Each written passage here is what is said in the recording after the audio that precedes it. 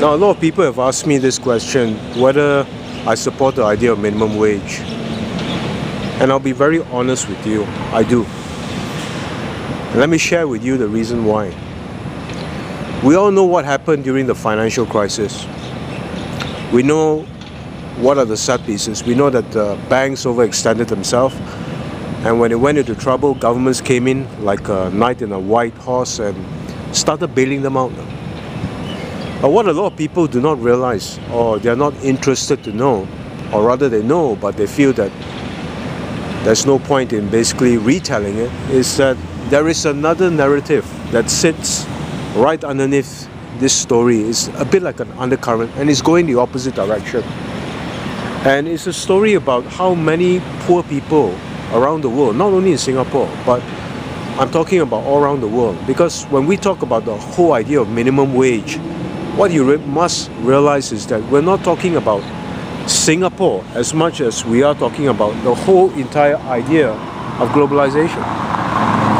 Because the idea of minimum wage itself is a product of having to compete in an environment of ceaseless improvements, where you keep going and going and going. And the idea of minimum wage is just an accretion of that idea. So what a lot of people do not realize is that when governments in the US and the EU hand out money to firms, big juggernaut firms that fail, and these corporate figures go up to Congress in their pinstripe suits, they fly up there in their Gulfstream private jets and their V8 limousines, and when they ask, they get the money. The problem is that when the poor see all these with your eyes, what they do is they can't figure it out, because they're asking so very little. All they're asking is to be able to put food on the table of, let's say, Alibaba, so that he can feed his wife and his kids or whatever. And he can't even have that. He can't have that because what governments say is that, well, if I give you money, I will be creating a moral hazard. If I give you money, basically, I will be basically softening your work ethic and blah, blah, blah. And all this while all these excuses are being generated, on the other side, you have governments giving money to firms like Citigroup, which in my view should be considered the Bank of the United States of America, and to firms like General Motors, which is today government motors. So I think what you need to understand is that when you talk about the whole idea of minimum wage, it goes much more than just the narrative of squaring off the economic accounts. I think that is the easy part. The difficult part is how do you square off the moral contradiction that is created where we don't have any hang-ups about helping banks and zombie institutions when they ask for money.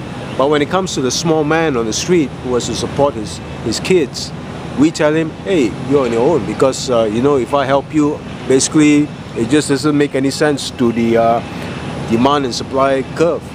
Well, what the small man on the street is asking is, how does it help the supply and demand curve when you give billions and billions and billions of dollars to firms like Citigroup and General Motors? You see, that is the contradiction that we face today, and that is a cognitive dissonance. Now, if you want to know what a cognitive dissonance is, it's very simple. Let's say if you go for a blind date and you get a picture of a very beautiful girl. You know, she has a waist of 25. You know, she's got long hair and she looks ravaging. But when you actually see her, she's a 2 metric ton wonder, internal beauty wonder. So that is a definition of what you call a cognitive dissonance, when theory and reality just detaches and diverge to such an extent whereby you can't basically close the gap. And this, I think, is something that minimum wage will be able to go very far to close. And that's just one reason why I believe that we should consider this. Thank you.